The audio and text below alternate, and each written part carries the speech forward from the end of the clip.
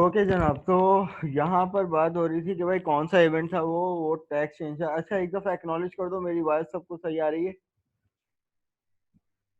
Yes. चलो ठीक है।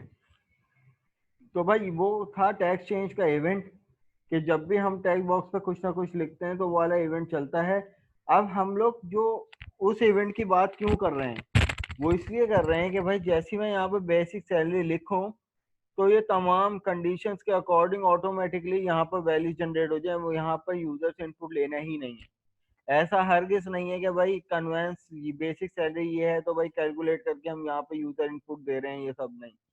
हमें इसके पीछे ऐसा काम करना है, सारी कैलकुलेशन इसके पीछे करनी है कि भाई कुछ भी बेसिक सैलरी लिखें तो उस कंडीशन के, और कंडीशन कौन सी है भाई, वो ये वाली, इन कंडीशन को सेटिस्फाई करते हुए वैल्यू जनरेट कर दे, ग्रॉस पे भी जनरेट कर दे, तमाम इंडिविजुअल ये वाले अलाउंसेस भी जनरेट कर दे, फिर इनकम टैक्स भी बताए कि भाई इनकम टैक्स भी कितना होगा और डिडक्ट होने के बाद नेट पेमेंट कितनी बने। तो सारा काम हम लोग इस पे करेंगे। तो भाई इस पे डबल क्लिक करके हम इसके टैक्स चेंज के इवेंट पे आ जाएंगे, यानी टैक्स बॉक्स पे डबल क्लिक किया तो हम यहाँ पे ये वाले इवेंट पे आ गए।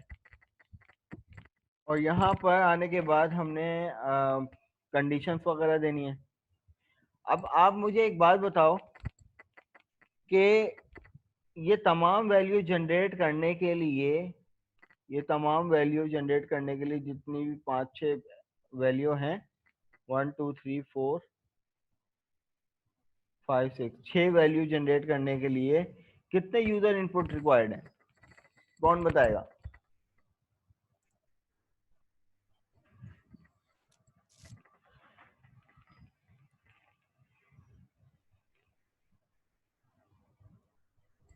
ये तमाम वैल्यू जनरेट करने के लिए कितने रिक्वायर्ड है? 5। कौन कौन से?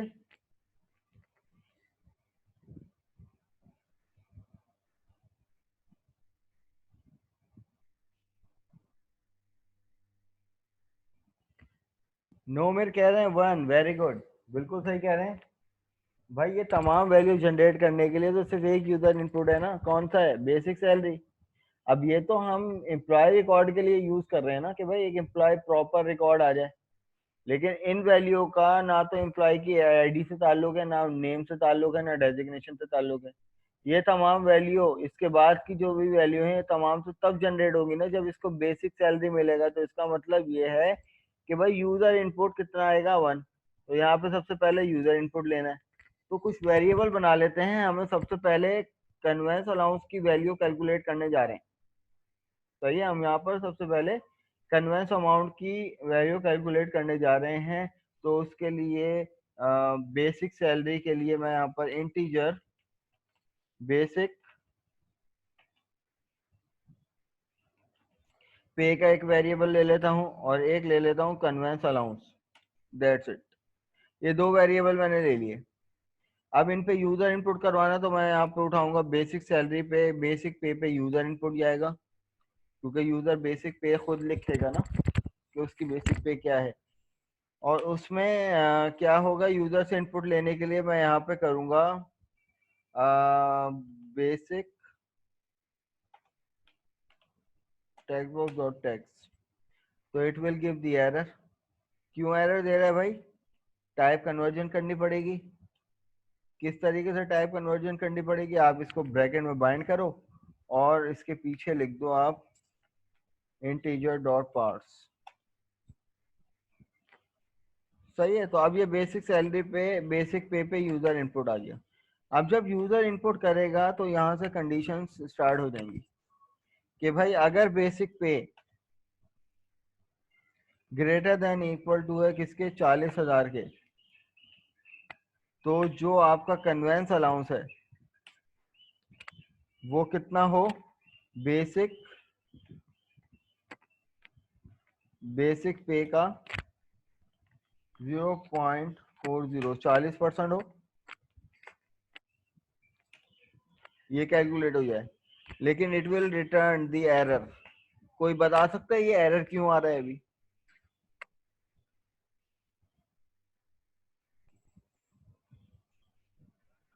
सर फ्लोट की वजह से, फ्लोट में नहीं गया। कौन सी वैल्यू? ये सी है एंड पे गया है ना। हाँ हाँ, वेरी गुड। या तो ये डबल वैल्यू है या तो ये फ्लोट वैल्यू है। भाई अगर हम लोग यहाँ पर इसकी कैलकुलेशन की बात करें तो ये कैलकुलेशन रिटर्न करके देगी एक फ्लोट वैल्यू या डबल वैल्यू, ठीक है। लेकिन यहाँ पर सी ए का तो वेरिएबल हमने इंटीजर में लिया हुआ है। तो आप क्या करो, इस चीज को सॉल्व करने के लिए,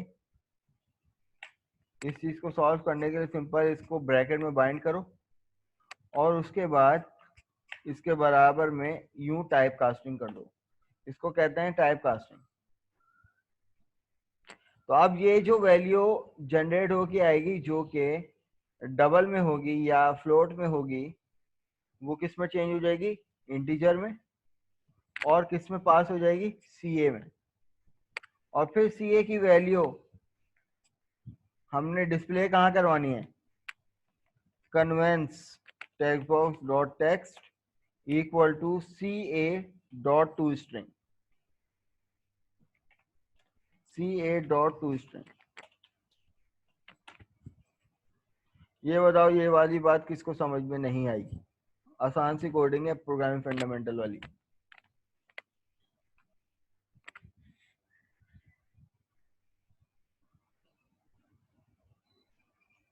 क्लियर है भाई सबको? एक्नॉलेज कर दो एक दफा।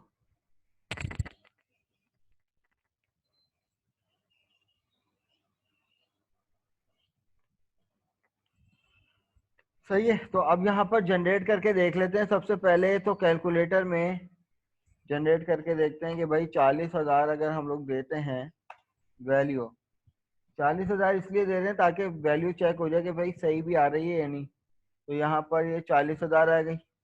उसको अगर हम लोग 40% से कर दें तो कितनी बनती है? 16,000। तो भाई कन्वेंस अलाउंस हमारे पास 16,000 आना चाहिए। तो अपनी एप्लीकेशन को कंपाइल करके रन करते हैं।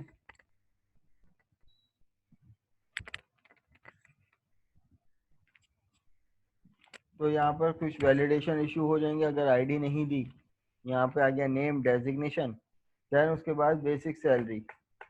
जैसी 40,000 मिलेगी तो यहाँ पर देखें कन्वेंस अलाउंस इसको ऑटोमेटिकली क्या मिल गया? 40,000 का 40%।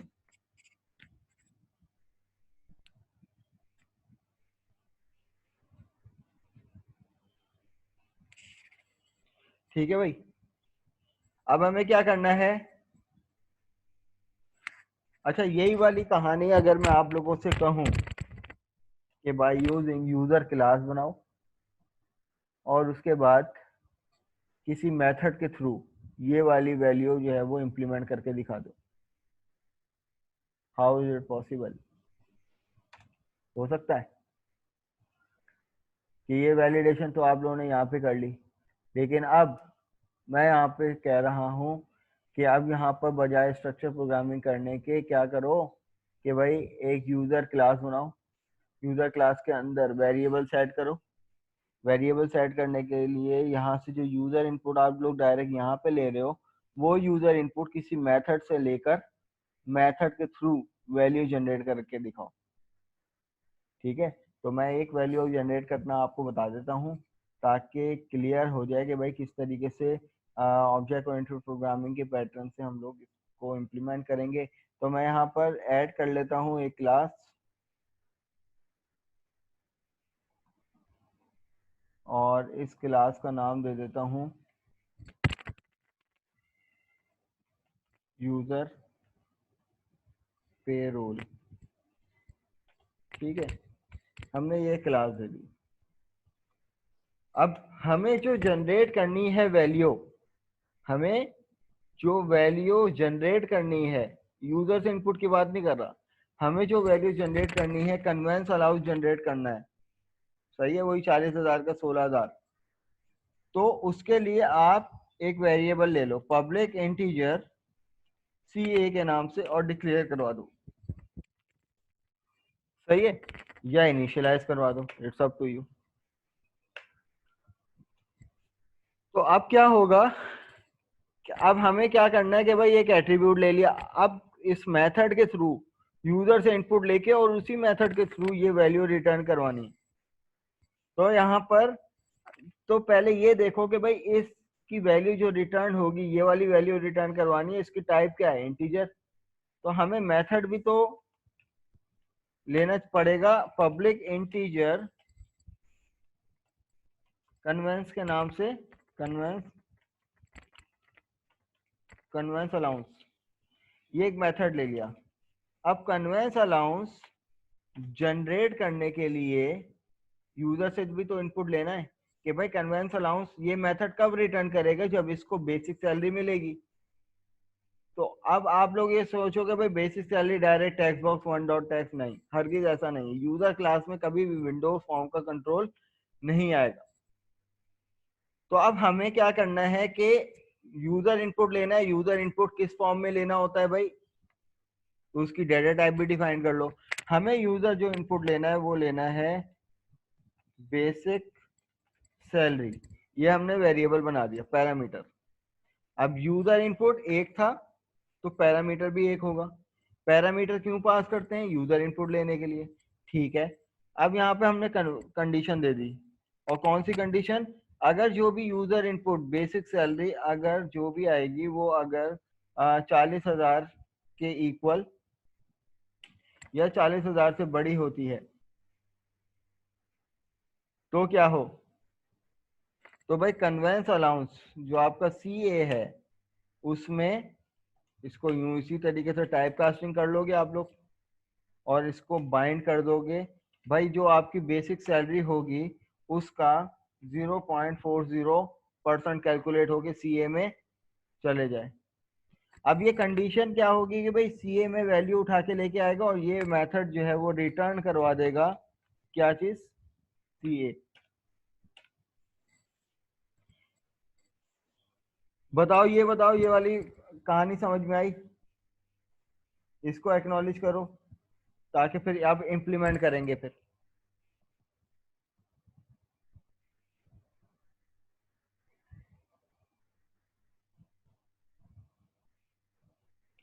ठीक है, तो बहुत सारे स्टूडेंट इस चीज में परेशान रहते हैं कि भाई क्या करें सर, नहीं हो रहा। तो भाई आप लोगों ने जो यूजर क्लास में जो भी काम करना है वो वेरिएबल के थ्रू करना है।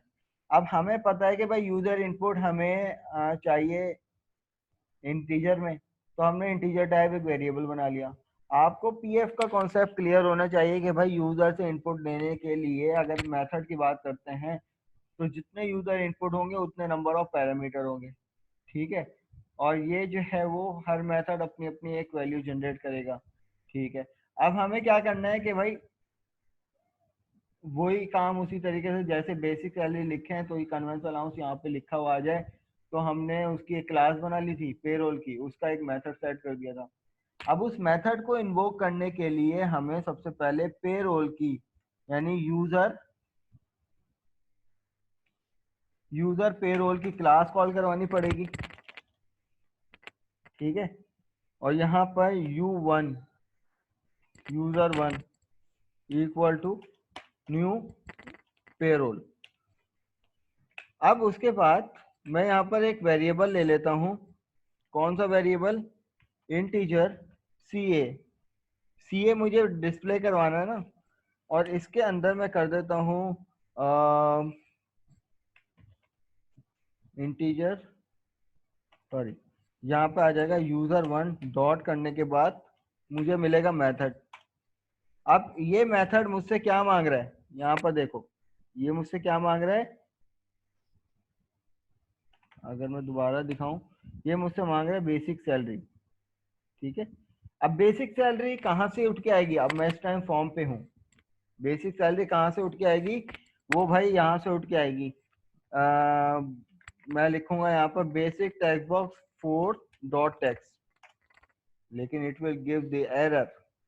और क्यों एरर देगा भाई, वो इसलिए एरर देगा कि बेसिक सैलरी इस टाइम स्ट्रिंग फॉर्मेट में उठ के आ रही है, और यहाँ पर जो ऐड हो रही है वो तो क्या है, इंटीजर।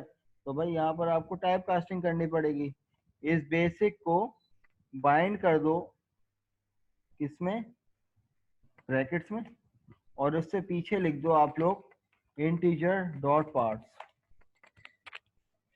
ठीक है। अब ये पूरा मेथड ऑब्जेक्ट से मेथड कॉल करवाया और मेथड ने यूजर इनपुट ले लिया और यूजर इनपुट कहाँ पे आके सेव हो गया, CA के वेरिएबल में। अब क्या करना है, अब डिस्प्ले करवाना है कहाँ पे, कन्वेंस की टेक्स्ट बॉक्स पे, conveyance text box dot text, और उसमें क्या करवाना है, CA डॉट टू स्ट्रिंग। ये बताओ किसको बात समझ में नहीं आई, 3 लाइन ऑफ कोड लिखने में।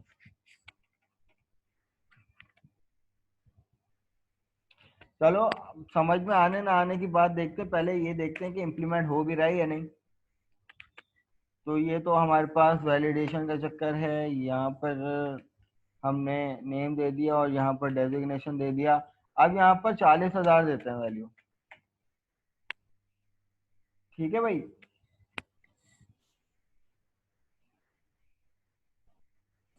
ये बताओ किसको समझ में नहीं आई ये बात।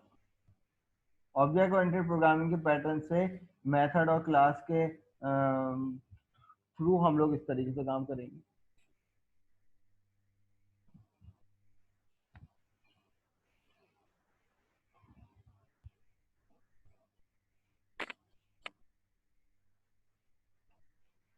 चलो जी, गुड।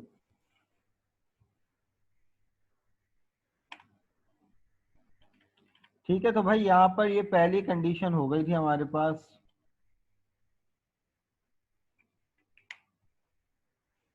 इसको वापस से रिज्यूम करते हैं।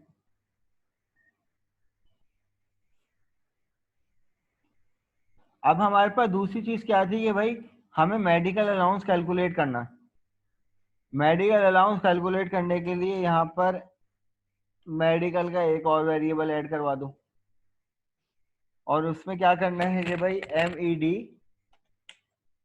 एमईडी के अंदर इंटीजर टाइप, और यहाँ पर आ जाएगा बेसिक सैलरी का कितना परसेंट होना चाहिए।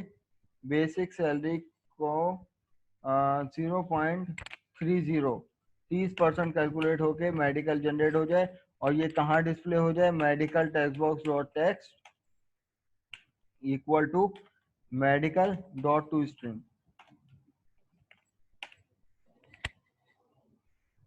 सही है। फिर तीसरी चीज क्या जनरेट करवानी थी, तीसरी चीज ये जनरेट करवानी थी कि भाई हाउस रेंट HR का वेरिएबल बना दिया। HR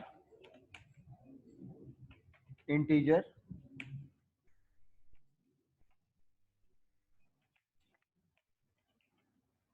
और ये कैलकुलेट करके दे दे जो भी आपकी बेसिक पे है उसका 20%, यानी 0.20%, ये कैलकुलेट करके दे दे। और यहाँ पर HR text box dot text में डिस्प्ले हो जाए value HR dot to string. तो अपनी एप्लीकेशन को एग्जीक्यूट करके कंपाइल करके चलाते हैं।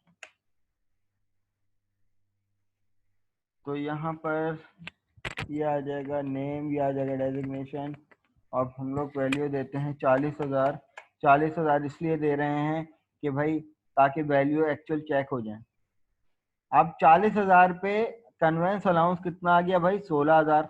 मेडिकल अलाउंस 30%, तो 40,000 का 30% कितना होता है भाई, तो मैं यहाँ पर कैलकुलेट कर लेते हैं। 40,000 को मल्टीप्लाई कर लेंगे 30% से, तो कितना आता है भाई, 12,000। ठीक है, सॉरी मैंने 4,000 कर दिया था, 40,000 कर लो। 40,000 को मल्टीप्लाई करवा दो 30% से, तो कितना आएगा भाई, गालिबन 12,000। ठीक है, अब यहाँ पर हमें 40,000 का कितना कैलकुलेट करना है।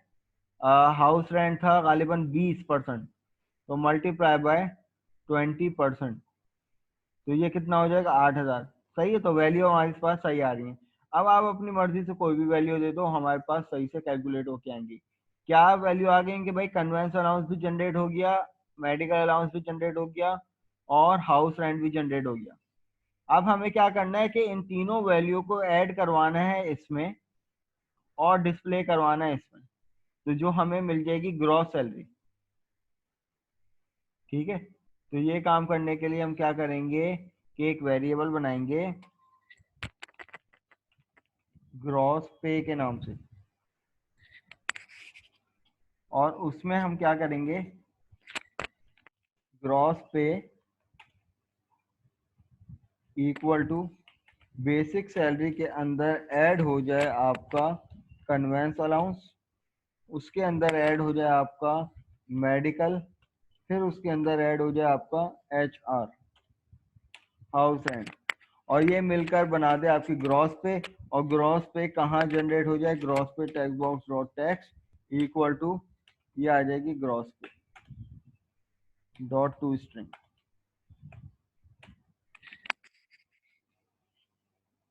लॉजिक क्लियर हो जाएगी, तो ये कोडिंग करना कोई मुश्किल बात नहीं है, और कोडिंग अल्हम्दुलिल्लाह आप लोगों को मुझसे ज़्यादा अच्छी आती है। तो ये ग्रॉस पे भी जनरेट हो गई, तो चेक कर लेते हैं कि भाई 76,000 ग्रॉस पे जनरेट हो रही है या नहीं। तो यहाँ पर कुछ भी नाम दे देते हैं, और यहाँ पर कुछ भी डेजिग्नेशन दे देते हैं 40,000। तो आप यहाँ पे देखो 40,000 में 40% 16,000 इसमें ऐड हो गया, 12,000 इसमें ऐड हो गया, 8,000 इसमें ऐड हो गया, तो इसने जनरेट करके दे दिया 76,000। वैल्यू को कैलकुलेट करके चेक कर लेते हैं। 40,000 में ऐड कर लिया 16,000। ठीक है, कितना ऐड किया भाई, एक मिनट। 40,000 में ऐड कर लिया 16,000, तो कितना बन गया 56,000। इसमें फिर मजीद ऐड कर लिया कितना 12,000, कितना बन गया 68,000। फिर इसमें ऐड कर लिया हमने कितना 8,000। ठीक है 8,000, तो ये गालिबन हमारे पास सही वैल्यू कैलकुलेट होके आ रही है। अब आप 40,000 से ऊपर जितनी भी बेसिक सैलरी दोगे तो उसका प्रॉपर आपको वैल्यू जनरेट करके देगा। तो यहाँ पर मेरे पास फॉर एग्जांपल मैंने दे दिया 80,000, तो 80,000 का ये इसने हमें दे दिया 40% कैलकुलेट करके 32,000। इसी तरीके से 30% 24,000, और ये सब करके करके के हमारे पास ग्रॉस सैलरी क्या बन गई 1.5 लाख के करीब। ठीक है, 1,52,000।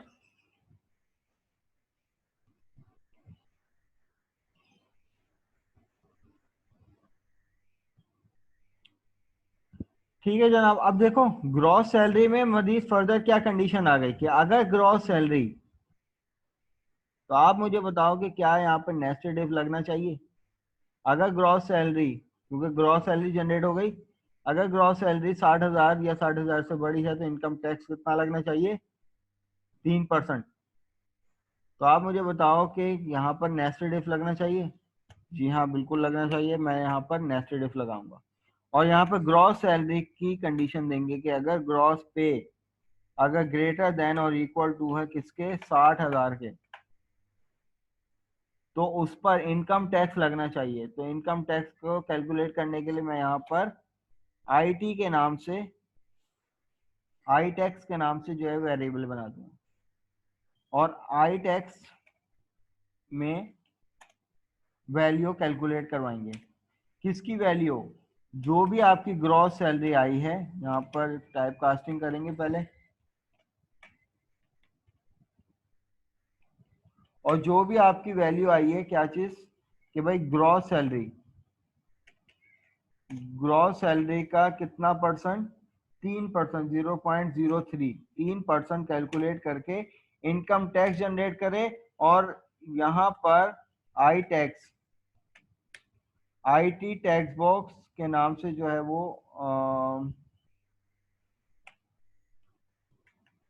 किस नाम से बनाया था भाई ये इनकम टैक्स, किस नाम से, इनकम के नाम से बनाया था।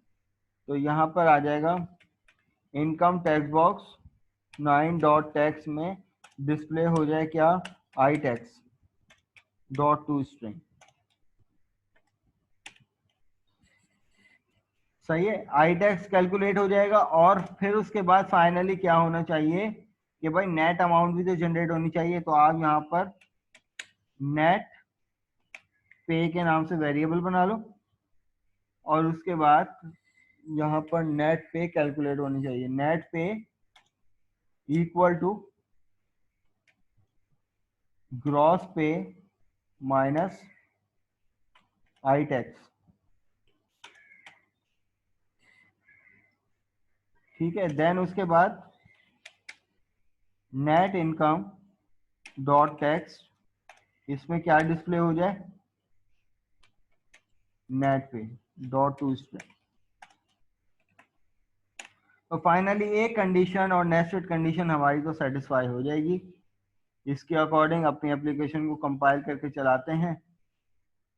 अगर मैं 40,000 की ही बात करता हूँ, यहाँ पर आईडी दे देते हैं, यहाँ पर फला फला नेम दे देते हैं, यहाँ पर डेजिग्नेशन दे देते हैं।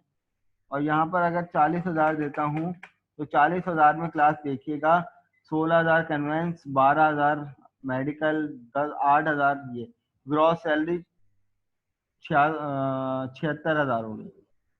इस पे नेट इनकम कितनी बनी भाई, इनकम टैक्स कितना बना, 76,000 का 3%, 2,280। ठीक है, तो यहाँ पर कैलकुलेट करके देख लेते हैं। 76,000 को अगर हम लोग मल्टीप्लाई कर दें 0.03 से तो ये कितना बनेगा, 2,280। ठीक है भाई, सही कैलकुलेट हो रहा है। फिर उसके बाद ग्रॉस सैलरी में से, यानी 76,000 में से आप माइनस कर दो 2,280 रुपये, तो आपके पास जो नेट पेमेंट अमाउंट बनेगी वो 73,720 बनेगी। तो भाई ये हमारे पास याद है। क्लास यहाँ तक के मुझे एक्नॉलेज करो कि सारी कहानी क्लियर है।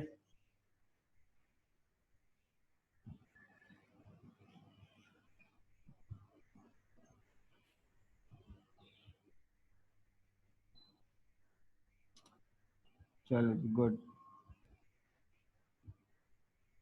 अच्छा, हम ऐसा करेंगे कि आज आज हम लोग ब्रेक नहीं कर रहे, अपने टॉपिक को वाइंड अप करके क्लास ऑफ कर देंगे। ठीक है, वाइवा नहीं ले रहा मैं तुम लोगों का। बेहतरीन तुम होगा, लोगों का बेहतरीन। जो है अपना टास्क के बिहाफ पर तुम लोगों की सारी मार्किंग कर दूंगा जो तुम लोगों ने टास्क जमा करवाए।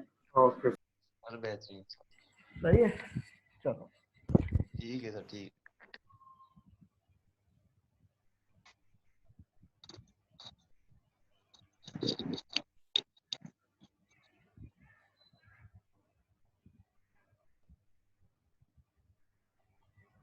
अच्छा, अब यहाँ पर हमारे पास अगली कहानी क्या है भाई, ये यहाँ तक के तो ये वाली कहानी सेटिस्फाई हो गई। अब हमें ये वाली कहानी करनी है। तो सिंपली जो काम आप लोगों ने यहाँ पर ये किया है, इसी पूरे को कॉपी कर लो आप लोग और एल्स इफ बनाकर यूज कर लो। यहाँ पर लिखो एल्स, एल्स के बाद एल्स इफ बनाकर आप यहाँ पर ये कंडीशन दे दो।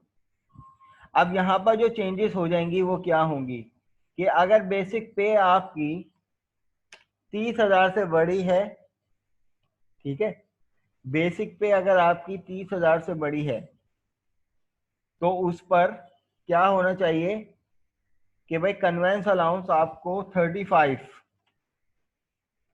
0.35% कन्वेंस अलाउंस लगना चाहिए। इसके अकॉर्डिंग अगर देखें 30,000 से बड़ी है, 40,000 के दरमियान है, तो आपके पास कन्वेंस अलाउंस 35, मेडिकल अलाउंस 25 और ये हाउस रेंट 15% कैलकुलेट होना चाहिए। तो यहाँ पर मेडिकल कितना 25, 0.25 कर देंगे। हाउस रेंट कितना कर देंगे, 0.15 कर देंगे। ग्रॉस पे क्या बनेगी, इन सबको कैलकुलेट होके ग्रॉस पे बनेगी। अब यहाँ पर अगर यहाँ पर ग्रॉस पे हमारे पास ग्रेटर देन 50,000 है और उसके बाद एंड कंडीशन देकर मैं यहाँ पर लिख देता हूँ ग्रॉस पे लेस देन इक्वल टू 59,999 सही है। तो उस पर क्या होना चाहिए कि भाई आपके पास 0.02% इनकम टैक्स लगना चाहिए, क्योंकि यही कंडीशन थी ना कि ग्रॉस पे आपकी 60,000 से कम होती है। 60,000 से कितनी कम होगी? 59,999, ये लेस देन 60,000 है। तो उस पर कितना हो जाए भाई? 2% आपका इनकम टैक्स लग जाए और 50,000 से ग्रेटर हो। तो हमने यहाँ पे एंड की दोनों कंडीशन दे दी ग्रॉस पे की। तो हम यहाँ पर इसको एल्स भी कर देते हैं, क्योंकि अभी एक वैल्यू ऐसी देंगे जिसपे क्या होगा कि भाई आपकी ग्रॉस पे तमाम ग्रॉस पे इनकी वैल्यू इन कंडीशन के मुताबिक लगेगी, लेकिन ग्रॉस पे जो होगी वो इससे बड़ी, इन दोनों वैल्यू से बड़ी होगी। तो उसके लिए हम क्या करेंगे, यहाँ पर दोबारा इस कोड को कॉपी कर लो और यहाँ पर पेस्ट कर लो और यहाँ पर वापस 3% की कंडीशन दे दो, और कुछ नहीं करना। अब अपनी एप्लीकेशन को कंपाइल करते हैं और दूसरी कंडीशन के अकॉर्डिंग वैल्यू देते हैं। ये दे दी आईडी, ये आ गया नाम, ये आ गया डेजिग्नेशन, और बेसिक सैलरी जो है वो क्या है? फॉर एग्जांपल हमने 35,000 दे दी। अब आप यहाँ पे देखो 35,000 का 35% ये आ गया, 35,000 का 25% ये आ गया और 15% हाउस रेंट आ गया। लेकिन क्लास अब आप यहाँ पर ये देखो, ग्रॉस सैलरी अभी भी कितनी है? ग्रॉस सैलरी 50,000 से बड़ी है और 59,999 से भी बड़ी है। कितनी आ गई? कितनी है ग्रॉस सैलरी? 61,000। इसका मतलब यही वाली कंडीशन सेटिस्फाई होगी, 3% वाली। तो इस पे टैक्स कितना लगेगा? 3%। तो आप यहाँ पर अगर कैलकुलेट करके देख लो, तो अब ये जो इस ग्रॉस सैलरी का 2% कैलकुलेट नहीं हो रहा, ग्रॉस सैलरी का 3% कैलकुलेट हो रहा है इनकम टैक्स। कैलकुलेट क्या है भाई? ये वाली वैल्यू ये है। मैं यहाँ से कॉपी करके यहाँ पर पेस्ट कर लेता हूँ और उसको मल्टीप्लाई कर देता हूँ 3% से। तो अब यहाँ पर देखो 3% ही लग के आ रहा है, क्योंकि ये 60,000 से बड़ी रकम है, छोटी नहीं है। अगर 60,000 से छोटी रकम होती तो क्या होता भाई? तो हमारे पास 2% का टैक्स कटता। अब मैं अगर यहाँ पर वैल्यू लिख दूँ, अभी तो यहाँ पर क्योंकि इस इवेंट पे काम नहीं किया रिमूव पे, तो इसलिए एरर आ रहा है। तो मैं यहाँ पर वैल्यू दे देता हूँ फॉर एग्जांपल 30,000। अब ग्रॉस पे कितनी बन रही है? 60,000 से कम। क्या ग्रॉस सैलरी बन रही है? इसको कॉपी कर लेते हैं।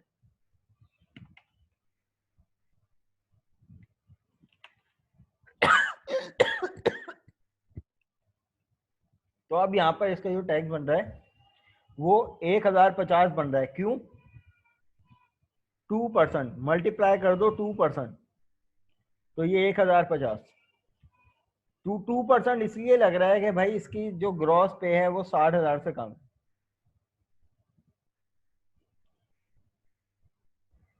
ठीक है, यहां तक के क्लियर है? अब जो हमारी तीसरी कंडीशन है वो ये है, अब जो हमारी तीसरी कंडीशन है वो ये है कि भाई अगर बेसिक पे ही अगर 30,000 से कम होती है तो उसमें फिक्स ये वाला क्या कर दो, अलाउंसेस दे दो। तो सिंपली क्या करेंगे, इस पूरे कोड को कॉपी कर लो आप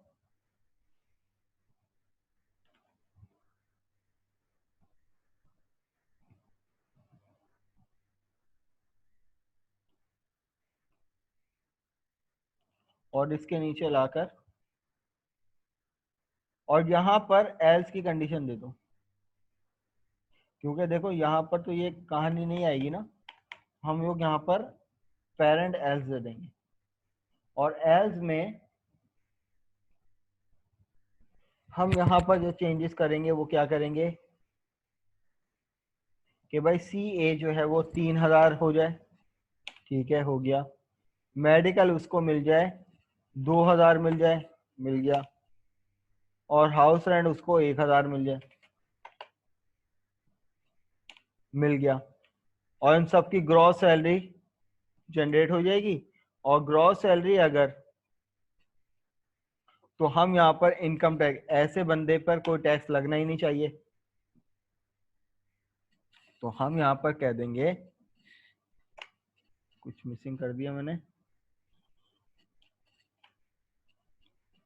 तो अब यहाँ पर इनकम टैक्स के लिए ये कंडीशन, क्योंकि ऐसे बंदे पे इनकम टैक्स लगेगा ही नहीं, तो मैं यहाँ पे लिख दूंगा income tax box dot tax में लिख दूंगा नो टैक्स रिक्वायर्ड। देन जो नेट टैक्स बॉक्स है उसमें कौन सी वैल्यू आ जाएगी, ग्रॉस पे ही की आ जाएगी, डॉट टू स्ट्रिंग।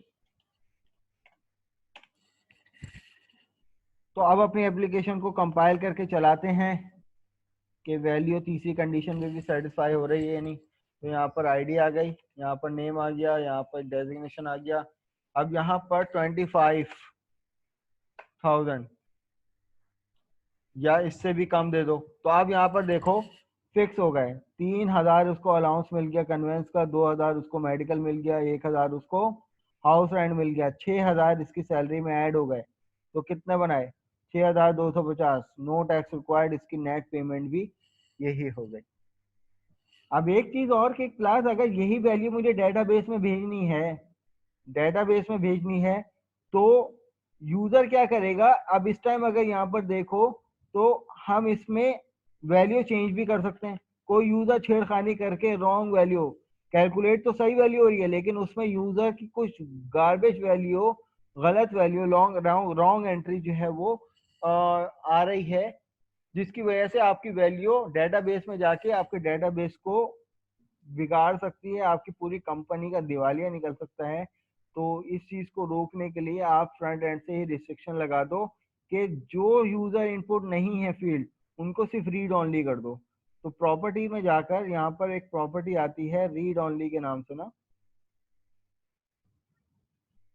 तो आप यहाँ पर उसको ट्रू कर दो। तमाम टेक्स्ट बॉक्स को रीड ओनली ट्रू कर दो आप लोग। बाय डिफॉल्ट फॉल्स होती है, तो उसमें क्या होगा कि यूजर इनपुट नहीं कर सकता इन फील्ड्स में, इन फील्ड्स में यूजर इनपुट नहीं कर सकता।